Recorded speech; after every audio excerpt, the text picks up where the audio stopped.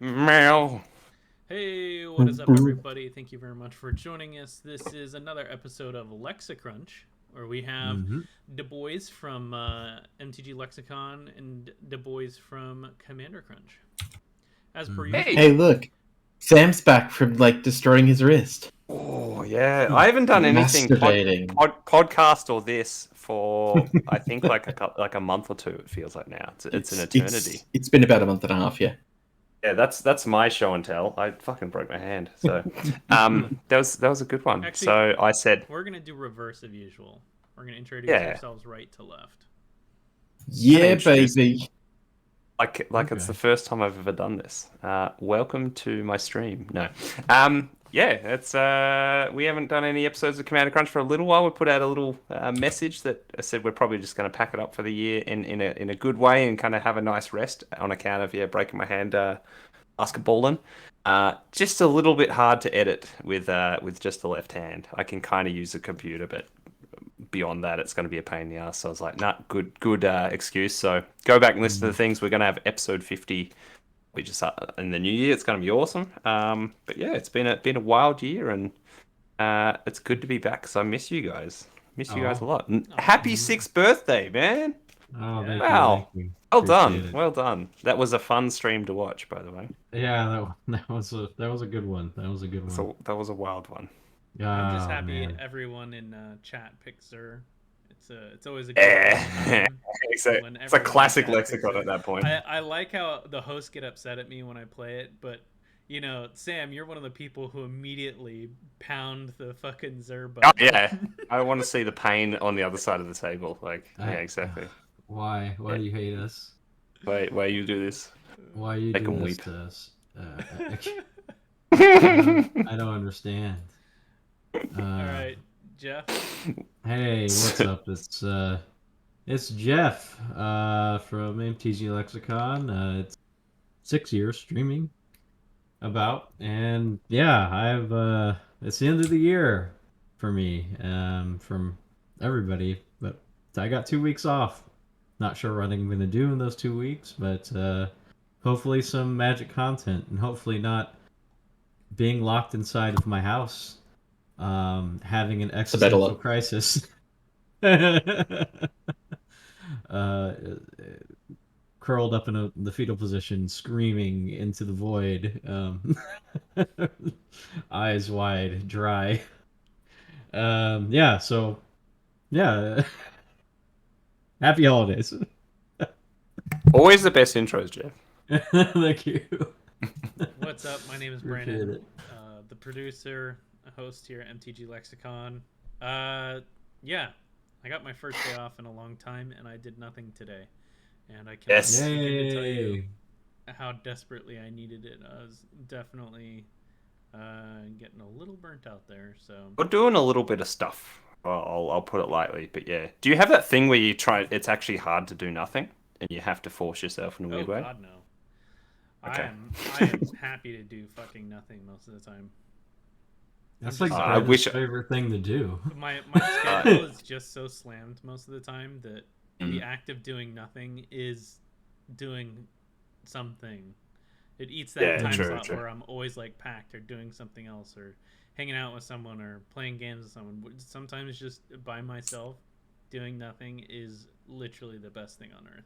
I wish I could switch that off. It's like I often spend my time where I should be resting and doing nothing, resenting that I'm not doing something, and then you end up wasting that whole time, and you end up as exhausted as ever anyway. So yeah, Well, it's better than going the other way around, where you do so much that you just burn yourself out like a candle at both ends until you crash. Which is Exactly. what I Like a candle in the wind? do. Yeah. Yeah. Anyways, Hang in there, man. last but not least, Hello, everyone.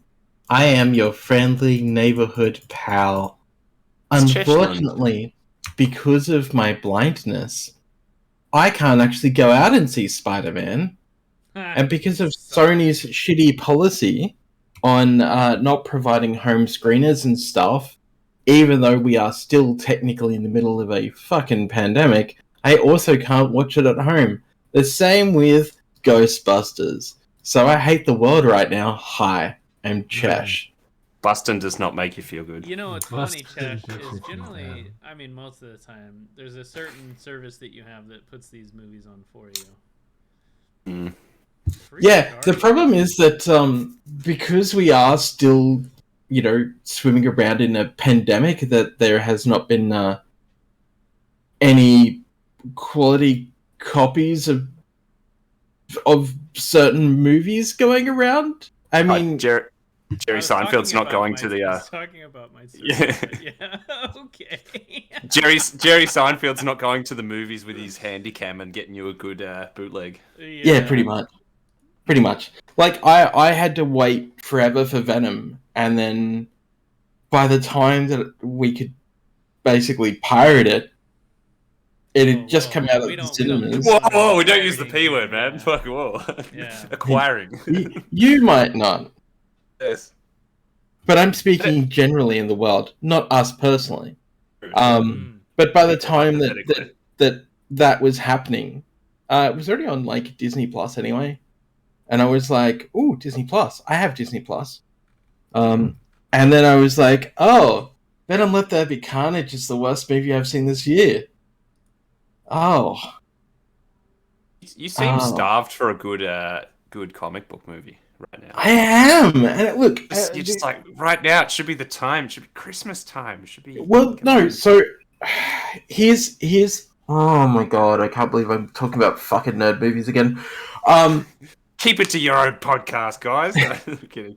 Black Widow isn't the movie I wanted it to be. It wasn't good, right? It just wasn't. And I saw critics like raving about like how awesome it That's was. like one of the top ones ever, or some shit. And like one of the stories we needed, and I'm like, what are you talking about? This movie was bad. Yeah. Like, it wasn't terrible, but it was certainly sitting in the middle of like milky flakiness, where it's just like, this movie doesn't do anything except like introduce Florence Pugh's character, so we have another Black Widow. the puddle of mediocrity.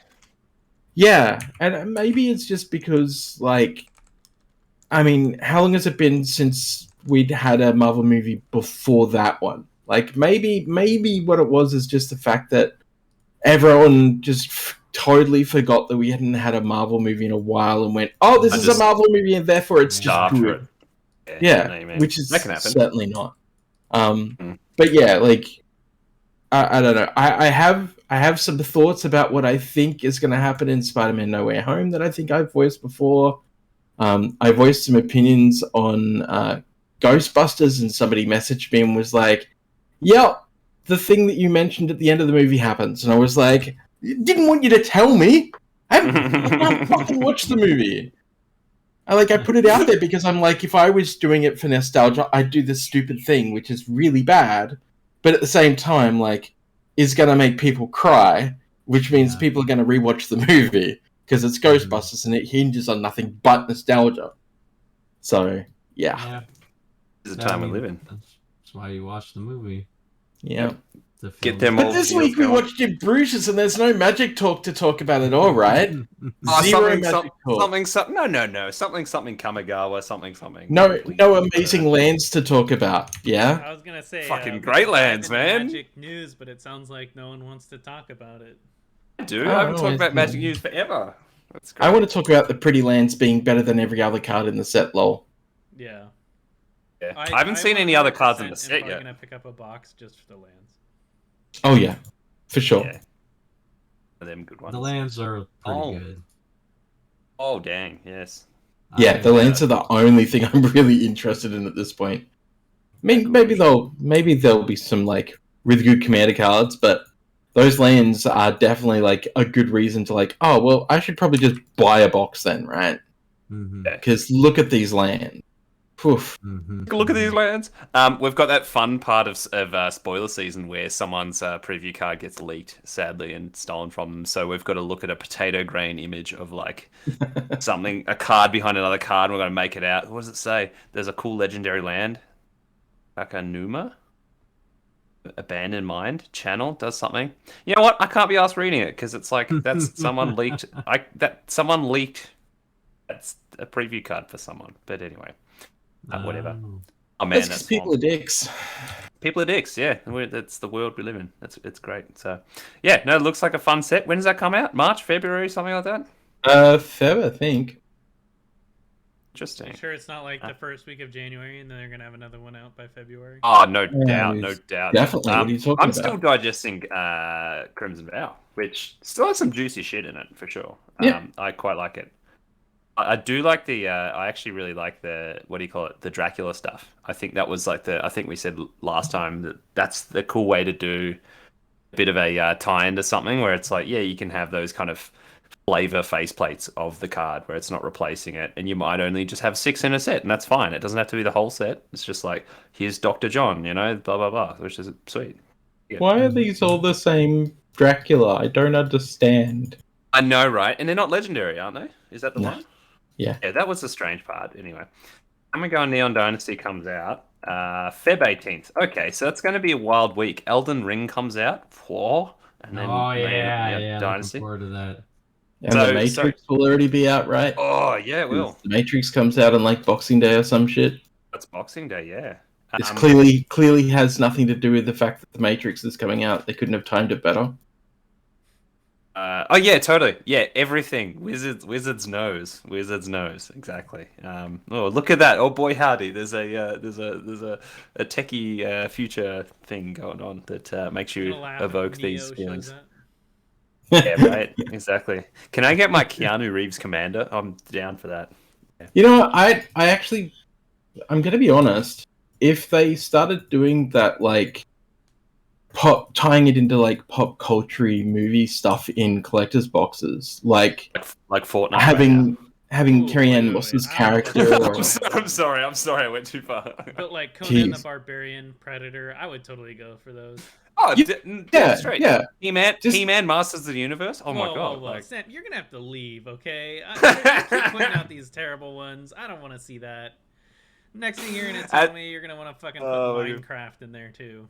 Oh, I don't want Steve. I would want. Wasn't that already discussed by Wizards? No, how they were doing that next year? They were doing like the Secret Lair Minecraft. I just one? want to see the numbers go up. $signs intensify. Imagine it. I probably just dreamt it. It's a terrible idea that it sounds like would be absolutely something they would do. Exactly.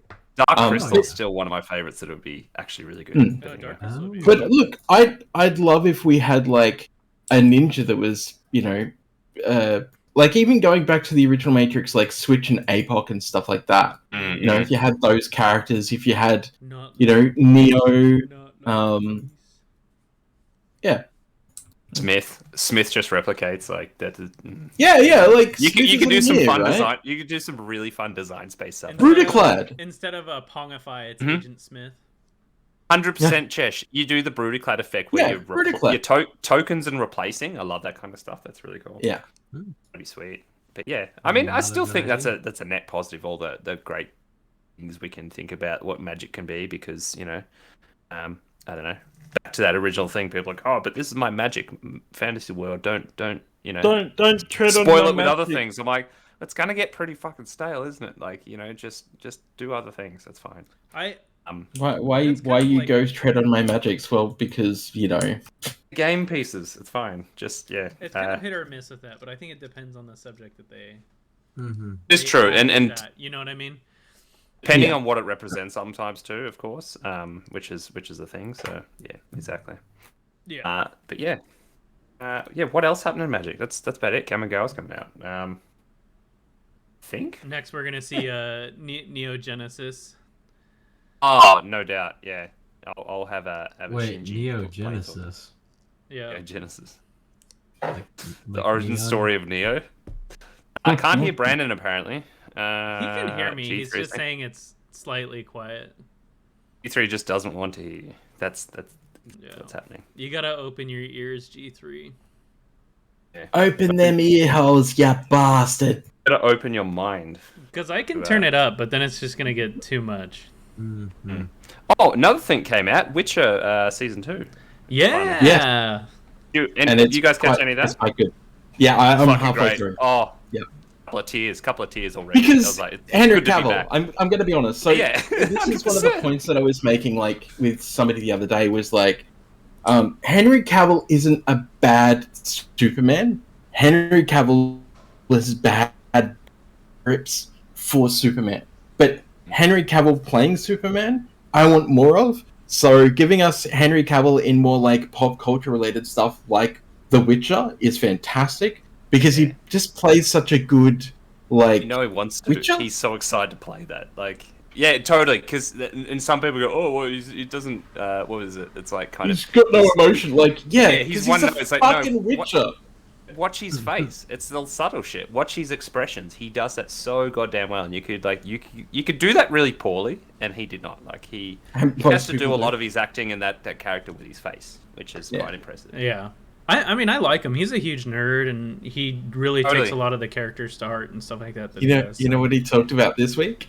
Warhammer. He was talking about how he wanted to do a Warhammer movie, and I was like, sick. I'm down. Please, yes, please, sir. Please. I would love for them to do Horus's Legacy and just have him as like Horus or one of the Primarchs. That would be sick. Oh my god, you're so loud now. Yeah, well, you can blame G3. G3's like, I can't hear you. Open your ears because now he's just too loud. See? Yeah, that G3, that statement there has like the passive aggressive comma. Yeah, well, the funny thing is, too, like... now you're more on par with Sam and Chesh, Brandon. On top of that, he's like, I can barely hear you. I can't hear you. And it's like... I cannot believe I can't hear you. I cannot believe it. I cannot believe it. I cannot. Anyways, I turned myself down. Oh, hi, Mark. Oh, hi, Hey, Mark.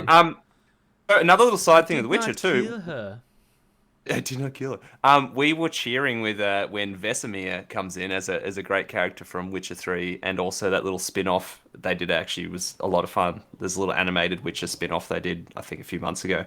Anyway, Vesemir appears, same actor as Constantine from Killing Eve. If you guys haven't watched Killing Eve, do yourselves a favor. Like, that's a masterpiece show. It's funny that you should say the word Constantine, Sam, because did anyone catch Keanu Reeves' latest make? He wants to do another Constantine, yeah. And everyone's like, no. And I'm like, yeah. You've said about this before, haven't you, Chesh? That I loved it. Yeah, I thought it was a great movie. The comics are a lot deeper and shit, and there's a lot more to tell. There's heaps of shit. I was about to say, the comics are, I feel like, independent of the Keanu Reeves movie, though. Oh, yeah, for sure. For sure. I mean, but, again, you're still tying in, like, pieces of the story, though. And that's the point, right? Like, there's a whole thing in the comics where Constantine, what was it? He shows Superman basically, like, hey, I can kill you and this is how. And Superman's just like, yeah, I should kind of be afraid of you. And Constantine's like, well, not really. Like, I may sound like a bit of a dickhead and like that I'm like a bad person. But as you can tell, mate, like I'm here to do two things, which is exercise demons and drink. And it was like, oh, this is like the best character and ever. I'm all out of demons. I got to make my own. Let me find the bottom of this bottle. No, there's also shake it for me, baby. War. There's the Apocalypse War, which is pretty good. Yeah, and that's the thing. Like, he's always done the like. Constantine has always been based around the reluctant hero, but because of his own personal demons, which is what makes him like a really, really solid character. Which we got to see some of in the Keanu Reeves movie, and I wouldn't mind seeing Keanu Reeves like Constantine, or even Keanu Reeves just joining the MCU instead of DC, to be honest. Like, you could do it. There's a couple of different characters that Keanu Reeves could potentially play. You know, it'd be good to see them. They made one already, and I actually really liked it, but I would love to see them do another one, is if they do another Solomon Kane. They did a Solomon Kane? Yeah. They did a Solomon Kane, and it wasn't terrible either. Oh, Solomon you just said reluctant hero made me laugh because that was the one of my favorite things with Die Hard. There's a really bad cover of it. There's Reluctant Hero and Reluctant Hero 2.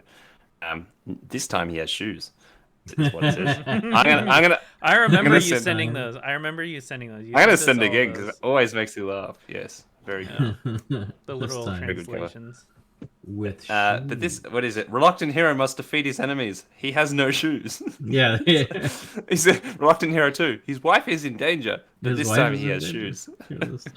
So what happens in Reluctant Hero 2? I can't remember. Into only that's ever the watched- airport, isn't it?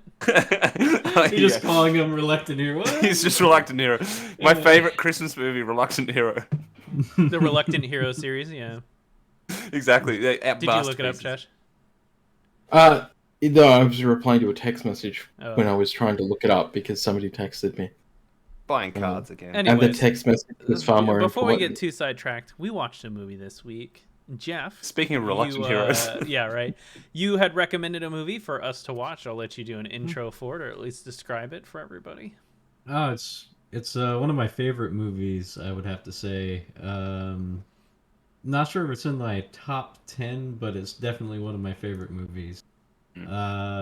It is a movie about two hitmen that go to a small town in Europe, and one of them has to carry out a job that's Quote unquote. I don't know how, yeah, quote unquote. How spoiler do we want to go with this description? That's up to you. I mean, how old's the fucking movie? I know, right? Title's In Bruges, and I guess I feel we are like going this to is talk the one. about I don't it, think the so- spoilers are particularly. Oh, actually, no. You know what, Jeff? A lot of the synopsises basically say what he's got to do. You know what I mean? okay. Because it's like halfway through. I think it's like, oh yeah, guess what? You have to go actually kill your bud. It's like, oh shit. Yeah. Yeah, so it's a Yeah. dark comedy. I would classify as a dark comedy. 100%. It's it has a really good ending, and some I can't remember who the director is, but I've watched a few of their movies, and they're a pretty good director.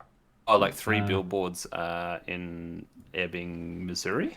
I think that was one we watched in the cinema. And it's actually a similar vibe, being that director does a lot of stage stuff. Like has historically, that's why it has that feeling, which is really cool. Okay. But yeah, I really like it. What are you guys' opinions on the movie? Who wants to go first? I'll fire off. This is one of those ones you just have in your pile forever. I'm like, oh yeah, I'm meant to watch that. Like, you know, you heard some people going, oh yeah, it's a pretty awesome movie. It's like, it's very different, offbeat, whatever. And you just never get around to it. And I was kind of happy when you finally said it. And I was like, oh yeah, cool. However many years too late. And yeah, it was a delight. It was very, very politically incorrect. And that's like part of the whole charm, I want to say, to it, in a way that if you're a little bit offended by swearing as well, like maybe it's not the best movie. There's that moment where you're like, they're shit people. Like that's the fine thing anyway. Like it's you said it when we were talking about it before the stream. Is not heroes. Yeah, yeah, they're not good. They're not good people, and they say they've got principles. And I love that. Like, yeah, you know, like one of the character, Colin Farrell's character, who I guess I'll just do the plot of the movie. Colin Farrell's character is a hitman, and on his first job, he accidentally kills a kid. He shoots a priest, and the bullet goes straight through him into some kid, and he is just absolutely devastated by that. I mean, who wouldn't be? But we are talking about someone who wanted to be a contract killer for a career, so probably not the best person. Also, he it comes out in his dialogue, I think, that he is he's like intentionally being inflammatory because he has very little self-preservation at that point. He's just kind of exactly being a shithead just to be a shithead because he feels terrible. Doesn't really care everyone anymore, else to feel as terrible as he does, I think. But yeah, sorry, go ahead, Sam. It's a great way to put it. And so he's really like direct. Kate turned around when we were watching it and goes, he just says what he thinks. Like he's got no filter anymore, and that's like part of why there's the movie, the charm, and it's kind of all this hilarious shit happens because he just straight up says things to people like the big guy. It's like, oh, I wouldn't go up there. It's like, you know, you're not going to get up those stairs, like, you know, at the start. But yeah, it gets pretty wild, and like I say, there's plenty of stuff that you're like, on the surface, like, should you be saying that in the movie? And then you're like, no, there's reasons behind it, and it's kind of it's throwing punches that I don't think it would ever happen in a Hollywood movie. It was like there's something very I don't know. It's offbeat and quite European in a way too.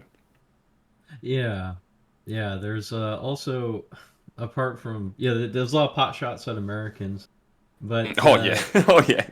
and which is is fine. I could definitely deal with criticism for our country, but or just our people.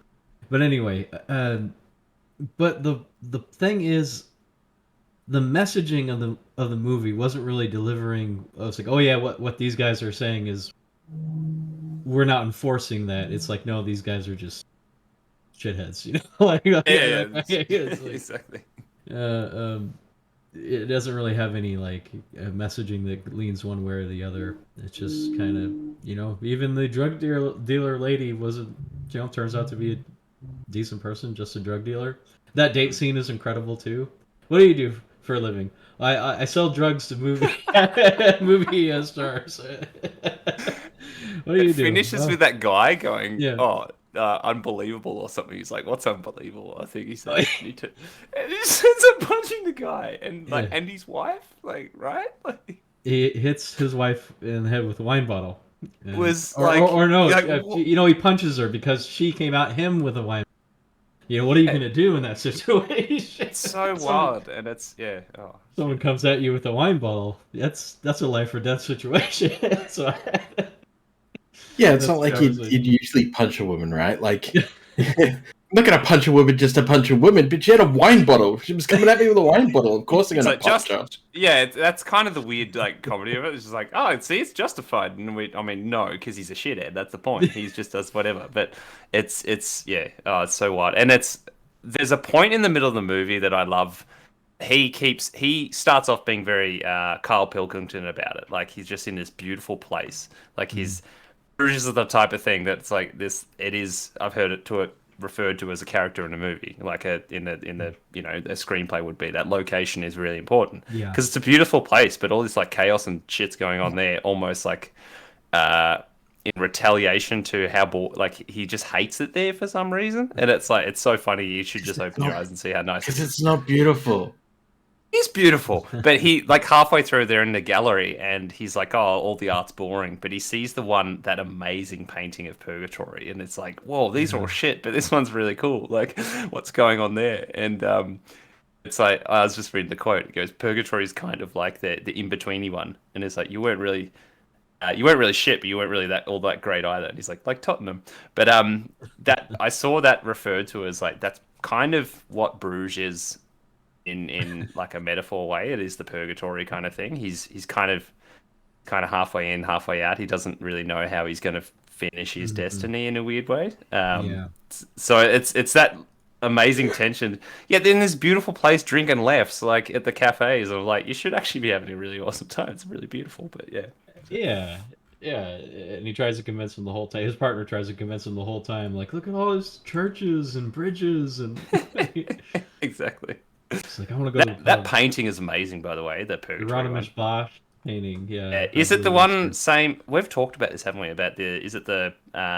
It's like Dante's Inferno artist thing. Yeah, Hieronymus Bosch, I believe, is the name. Yeah, it's incredible. There's like a slug person, and like every little bit's of just a wild detail of like terrifying existence. It's great. Yeah, there's a lot of random stuff going on in that painting. What did everyone else think?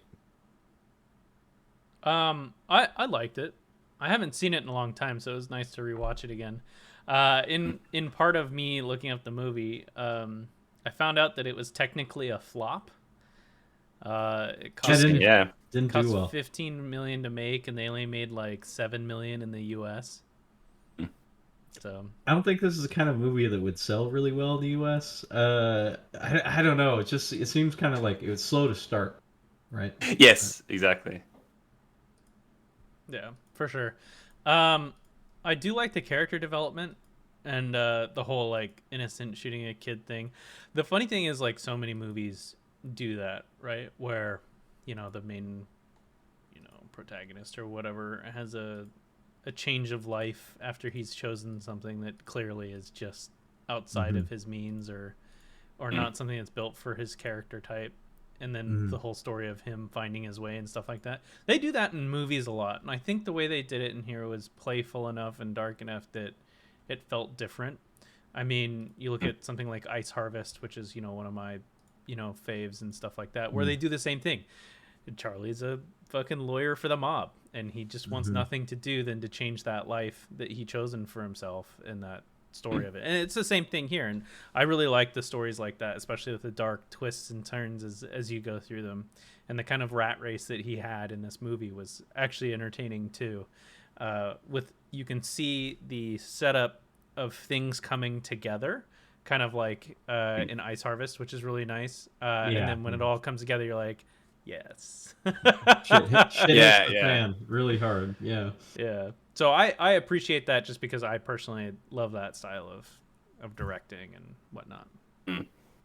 Very dialogue heavy too. That's in a good way. That, again, I was saying the director is a playwright, and so that comes through, and inspired a lot by Tarantino and the kind of thing where those dialogue scenes are absolutely loaded. The ones I love actually are about with Harry, like Ralph Fiennes, where he's technically the boss, so to speak, calling the shots, telling them what to do.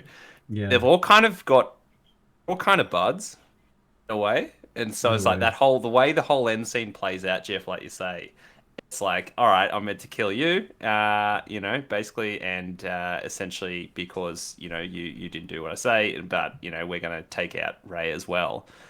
It's like, and he just drops his gun. He's like, you can't do that. Fuck, what are you doing, man? It's meant to be a duel. It's like, And then at the end, they're back in the house, and they're like, all right, so we're going to get out of here, and I'm going to swim across the canal, and you can shoot me out there, but we won't get any. And he's like, at the front door, to the right, no, to the left, and he's like, to the right, man, did you see the fucking canal at the front? And it's like, it's so funny, like, it's just like just friends having a laugh and almost playing guns, like there's that vibe to it. They all have history together, whereas it's not just like this faceless like boss villain guy. He's just a dick. He drops so many C-bombs at him too. It's so good. It's like that whole thing. That's great. But I honestly think this is the type of movie that I like it quite a bit now, but I think this could unpack quite a few times with a few more watchings for sure. I liked it as well, and I agree with you. The dialogue, that is, Chesh, which is what like are your thoughts? Oh, such a blown out movie. It's actually quite subtle in where all the little, the amazing parts are in a weird way. I think the first time I watched this movie many moons ago, I thought it was shit and I hated it. Hold up. Because at the time that I saw it, Colin Farrell was the shit.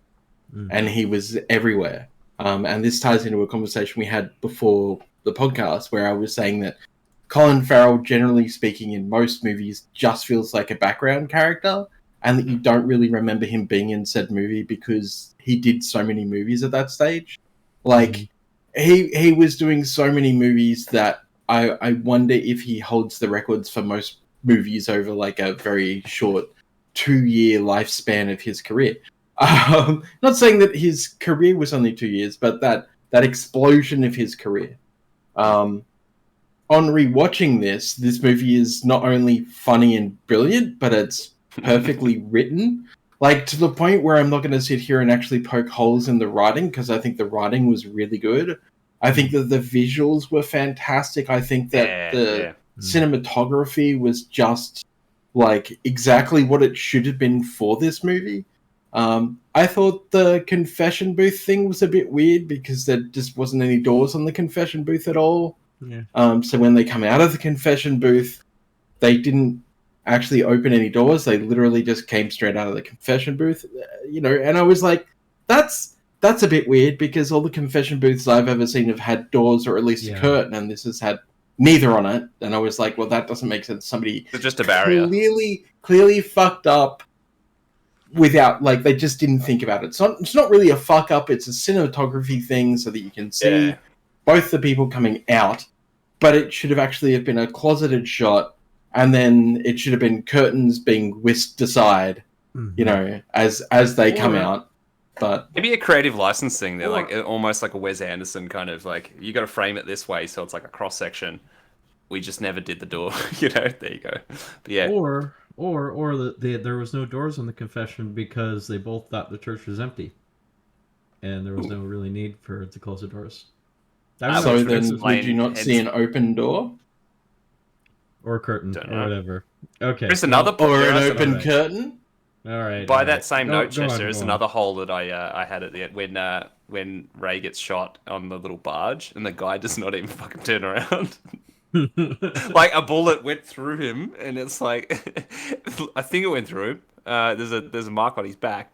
The guy driving the barge doesn't even flinch. Like he just keeps going. It's a tough, like tough there's bastard. nothing else going on. It's completely quiet, still at night, and there's a gunshot. Like he doesn't even turn around. It's so wild. Anyway, But the point I want to make is that these are just some very short, slight infractions to what is otherwise probably a fairly seamless movie. And I think everyone knows that I don't ever really say that lightly. There's maybe about 4 movies that I would consider to be pretty much above reproach and seamless, and this is definitely one of them. Oh wow! I thought the going out to the canal thing was, it's showing that redeeming arc of the contract killer who's just like, I didn't mean to shoot the kid. Like I'm not a kid killer, and it's like I don't want another kid's death on my conscience. Like, so I've got to obviously kind of lure the boss out to somewhere where this pregnant lady is going to be safe.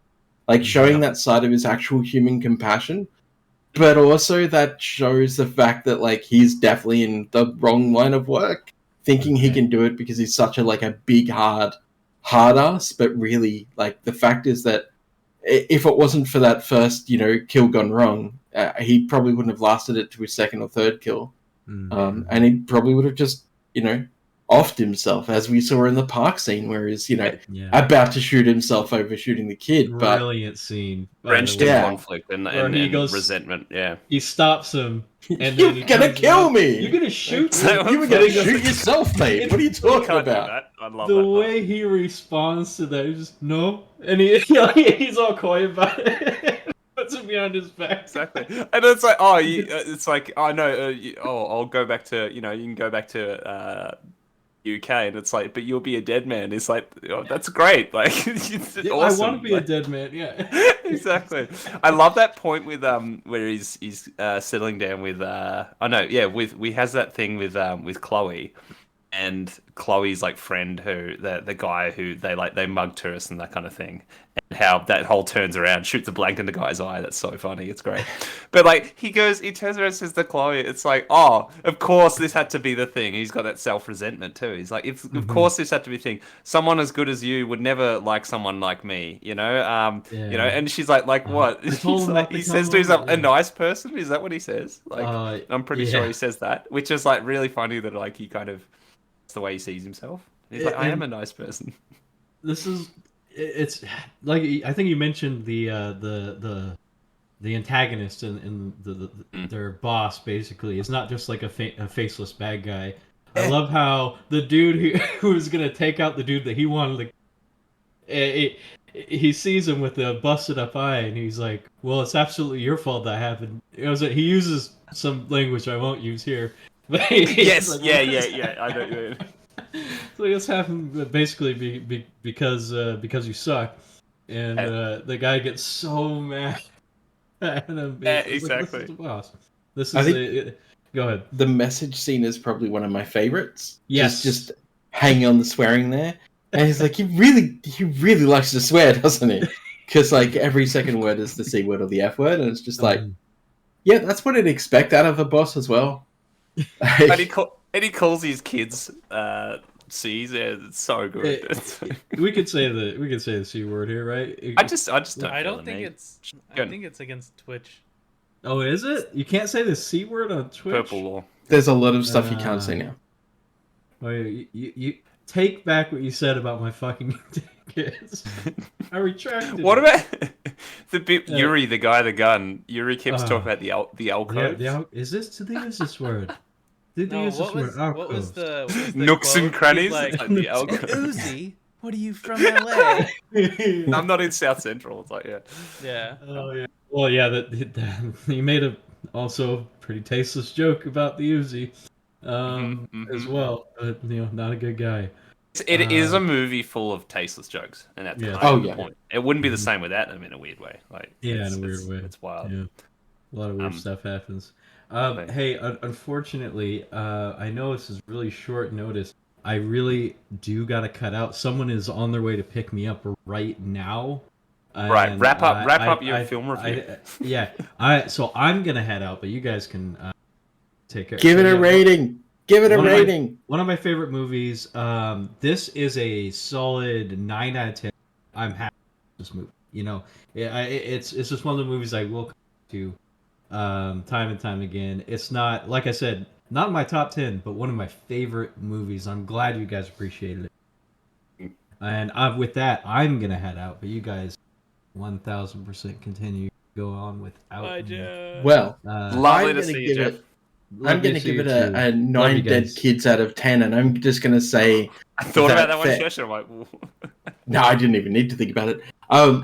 And I will say that against my better judgment, this is the one movie that makes me reassess ever so slightly Jeff's bad taste in movies, because Jeff's taste in movies is usually pretty bad.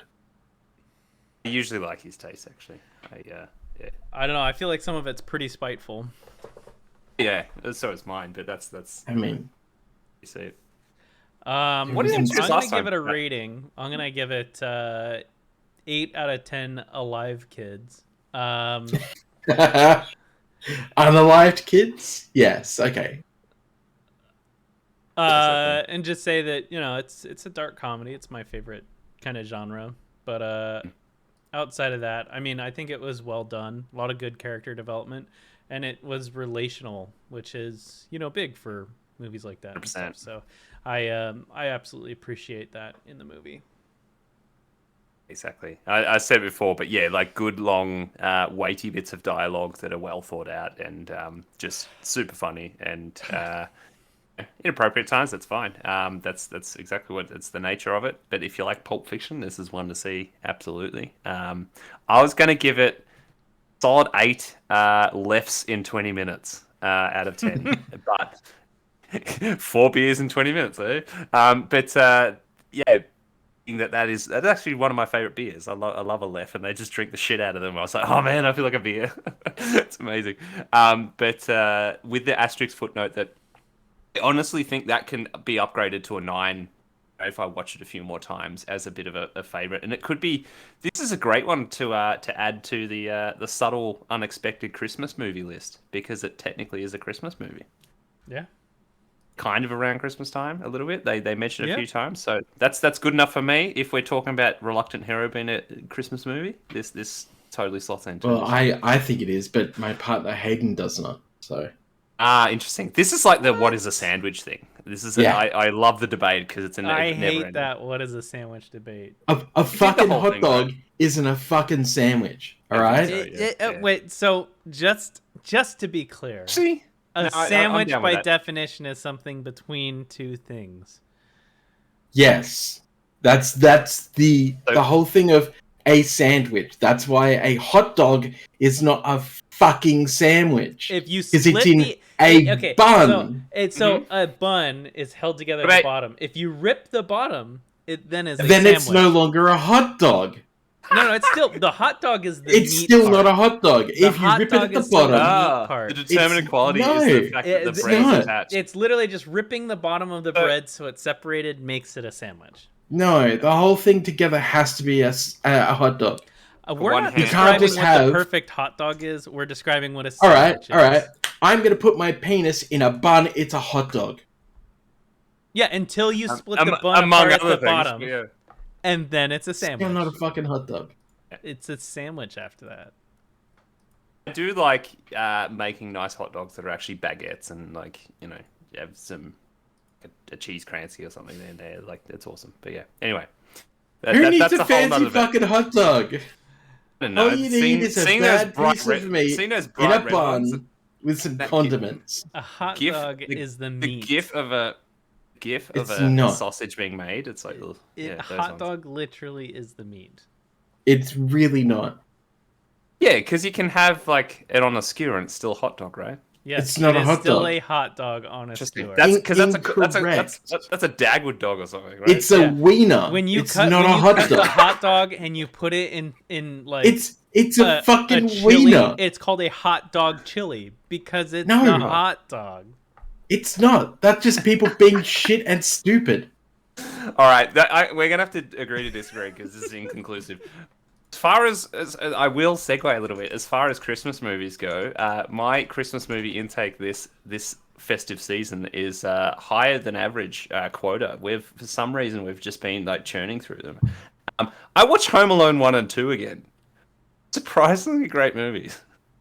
Like enjoyable, actually fun. More Movies than I where thought. Kevin just murders adults. Well, that's the funniest part. Like it's more. That's what I mean about this is a dark comedy. Just Like murder. Home Alone is a dark comedy, in like the whole slapstick humor of the '90s, where it's like any one of those things would kill one of those guys. And no wonder, as I said, that Harry and Marv show up on Hitman. I hope it does happen this year, but it's happened before as like special contracts for the festive season. You can just go and kill Harry and Marv, which is crazy. But yeah, plenty of Christmas movies going around that are shit. Of course, did we talk about Jingle All the Way? Oh god. Remember that one? Arnie and the action figure. Jingle All the Way isn't bad. Let me see. I've got a Kind list of tough, actually. I got a that list wasn't as of good as I thought it movies that I was. watch most of the time during I like the Christmas I want to season. hear yours. I want to hear yours, Brandon. Okay, so Scrooged. I always love watching Mm-hmm. Scrooged. Huge Nightmare Before Christmas fan. All Yeah, is Bright with yeah. Paul and both Pauls. Krampus, the new Krampus movie that came out in like 2015. That's a solid banger for me. Always the Die Hards. And then one that I don't think a lot of people really watch that much, like as a Christmas movie, is probably like Polar Express. Oh yeah. It is a Christmas movie, but I don't know many people who actually watch it during Christmas. It's always on TV, so I catch it at one point sometimes. Generally, I see like half of it, but I don't think I've ever watched the whole thing. It was and always really Batman cool. Returns. That's another great Christmas movie. It is too. It is too. Classic.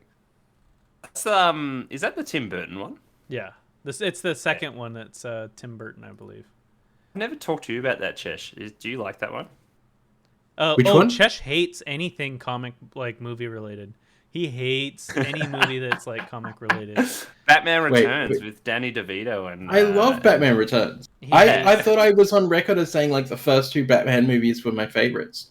Like, because the first one was like the introduction. Batman, 1989 was basically just Forever. Batman. Let's No, be it's clear, Batman. Sam. He hates any early superhero movies. In fact, he thinks absolutely. Justice League is the best thing ever made since sliced bread. Just trying. He's just trying to rile you up. Chesh. Since fucking hot dogs. See, the best thing since fucking hot dogs. I don't You've fuck been very fine. many hot dogs, but I'll take your word for it.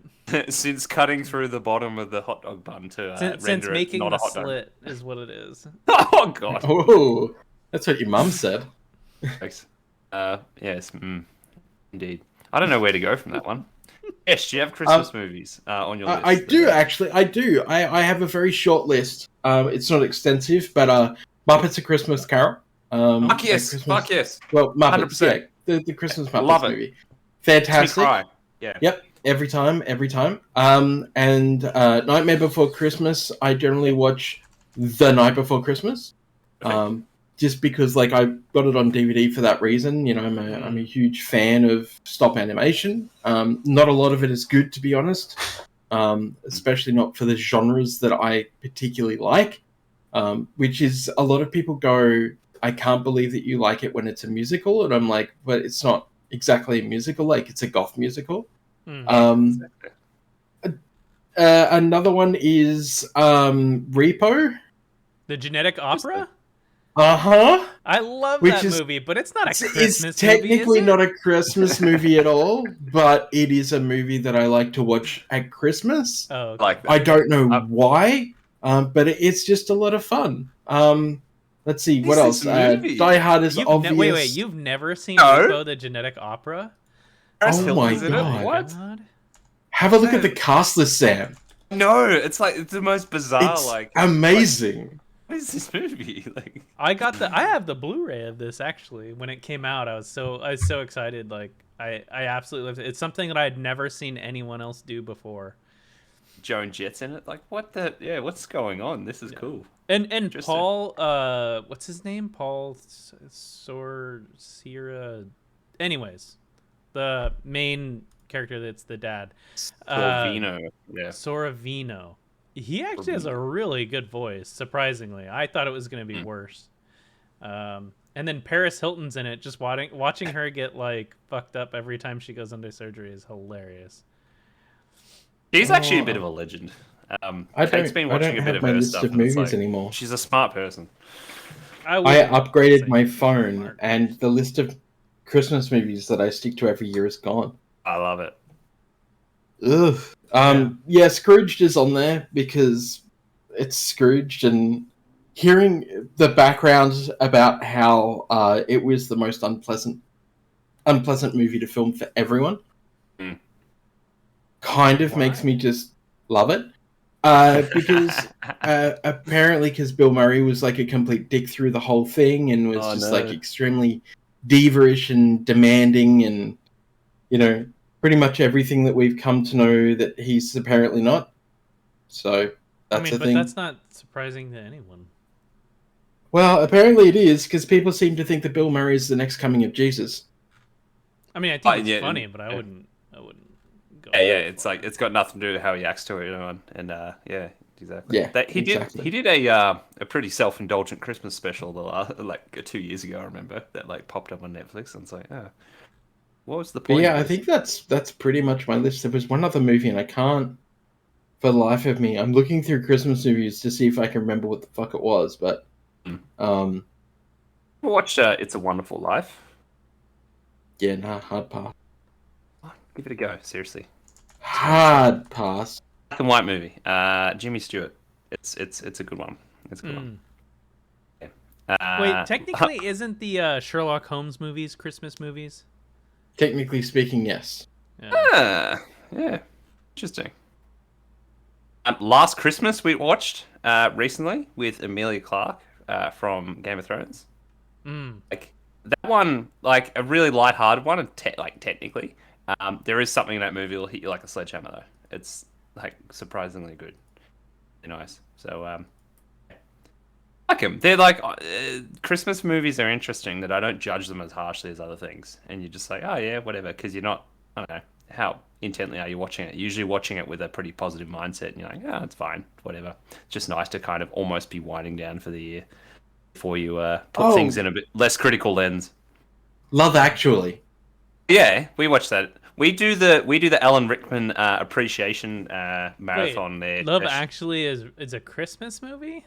Yes. Absolutely. Yeah. Absolutely. It's set at Christmas. It is a Christmas. There's a huge amount of Christmas in it. There's Bill Nye doing that. No, Bill, what's his name? What's the guy's name? Stein? Bill Nye? Is it Bill Nye? Bill Nye. It is Bill Nye.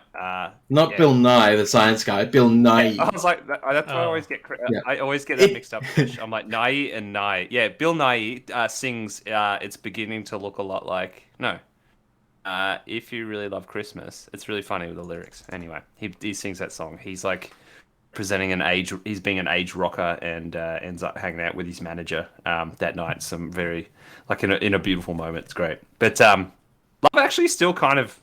I've watched it way too many times with my in-laws and my family. I still kind of just go, yeah, it's just a nice Christmas movie and enjoy it. So, yeah. And Alan Rickman's in it, and you watch Alan Rickman back to back as Hans Gruber, and also an arguably worse character in Love Actually. So this kind of makes me sad. I'm looking this up right now. Repo the Genetic Opera cost $8.5 million to make. It only made 180,000 worldwide. Oh, yeah. It's heartbreaking. It's such a good movie, though. Chump change, yeah. No, see, the problem was the fact that you. So this is one of the reasons why I always say to people, like, if you are ever thinking about doing a movie that is going to be a musical, don't. Not yet. Like, the first thing you want to do is actually get that musical out being a fucking musical onto, like, Broadway and shit, and then bring it out as a movie. because then you already have a base set up. Fan base. Because no one wants to like, what's this sci-fi like musical shit? Like It's gonna be hard to do, nobody wants in on that. Nobody wants in on that. Well, I don't know. I wouldn't say nobody, because Little Shop of Horrors did a good job. Rocky Horror Picture Show did a different time. job. No, different time. A different time specifically because at that time, and you're talking about like a span of about 6 years, when they all came out around the same time, and musicals were really big at that time, and you weren't like based around like like I think when Repo first came out, it was the time of, I think we were still in action movie hype stage, where every second movie was an action movie regardless, like outside of the summertime action movie blockbusters. So it was a very different time, and that's it's one of those problems that that we're constantly in. And I don't want to tie it back to like a certain Ridley Scott, a certain old fuckface going, "Oh, you millennials and your mobile phones, and you don't want to watch my shit movie, even though I know it's shit, but it's good and you should watch it." Hey Ridley Scott, your movie was fucking trash. That's why we didn't watch it. It was a shit premise about sexual assault.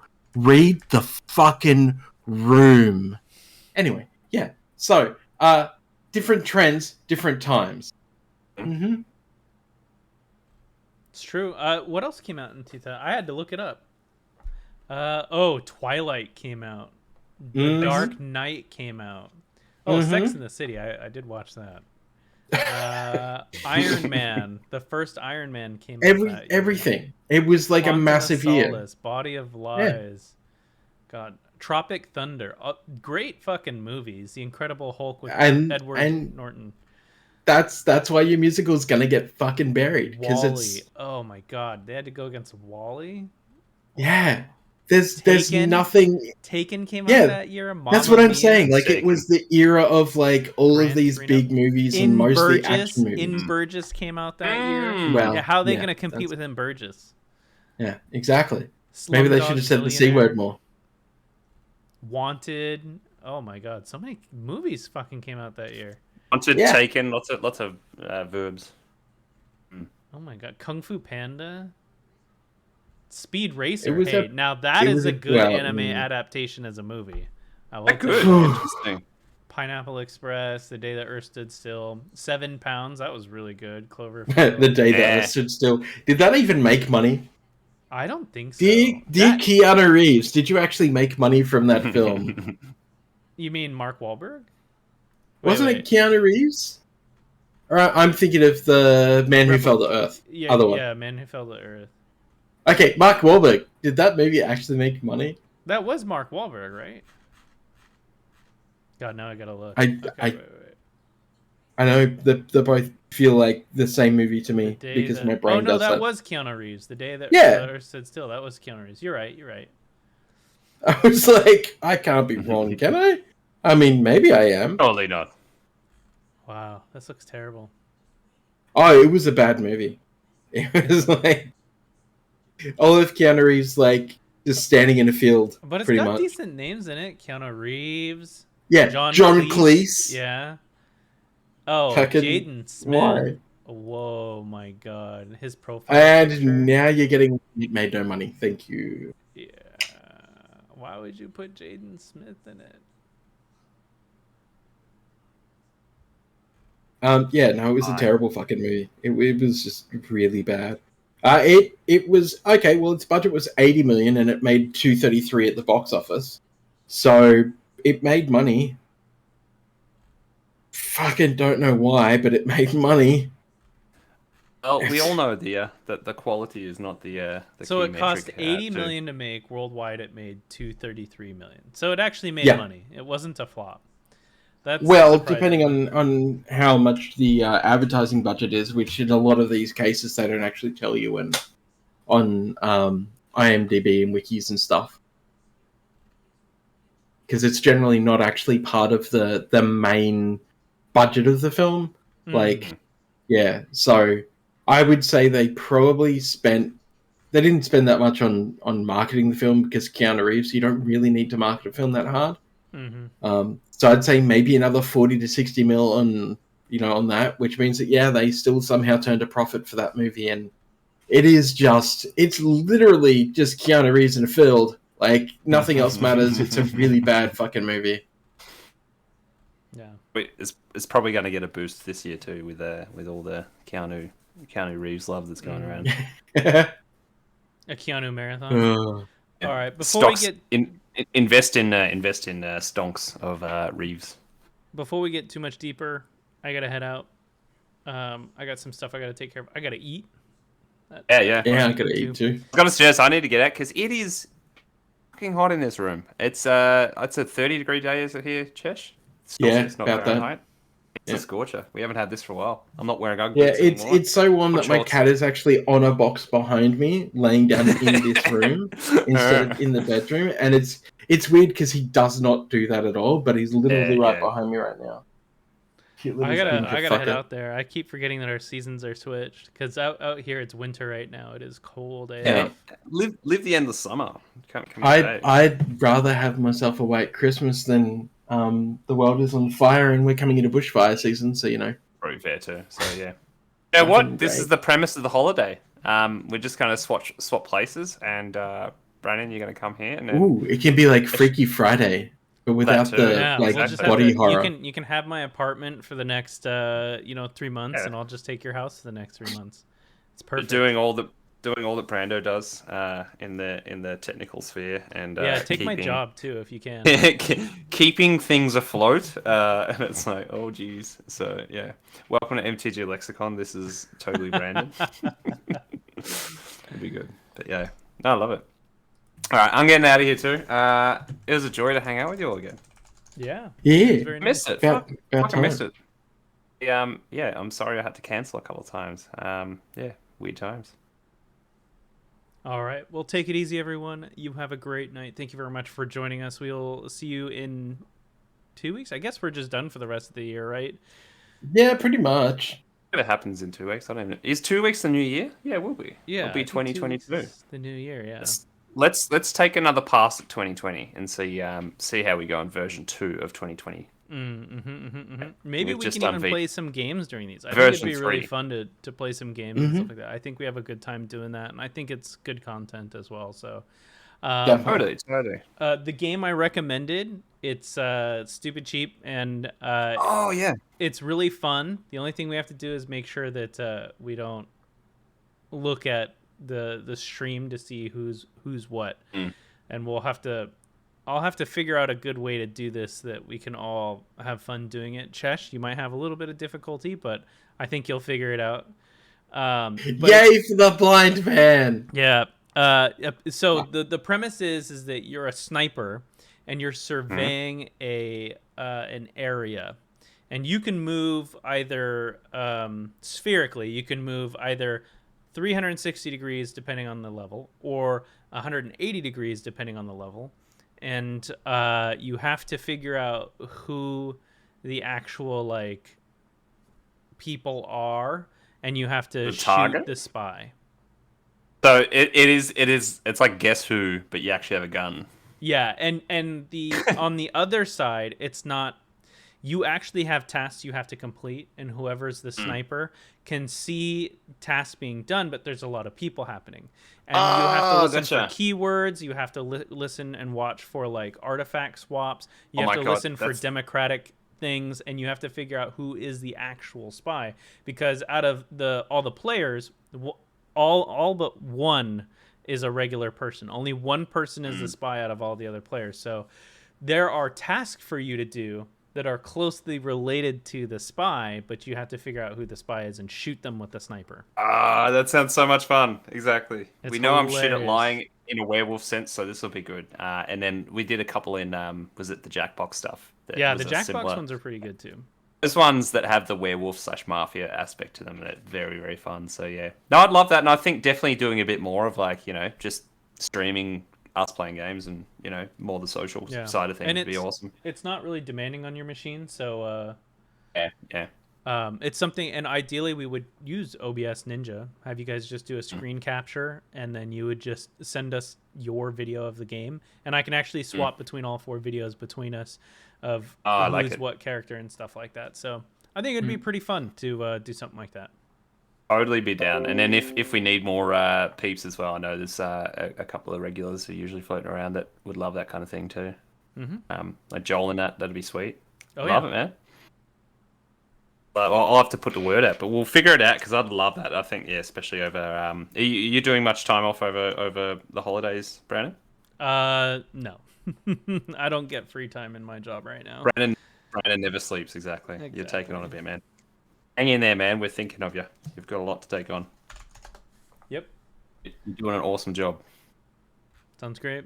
Thank you for all the support and the thanks and all that, and hopefully next year will be a lot easier. We'll see. Anyways, thank you very much, everyone who's joined us. I think we're calling it. You have a good night.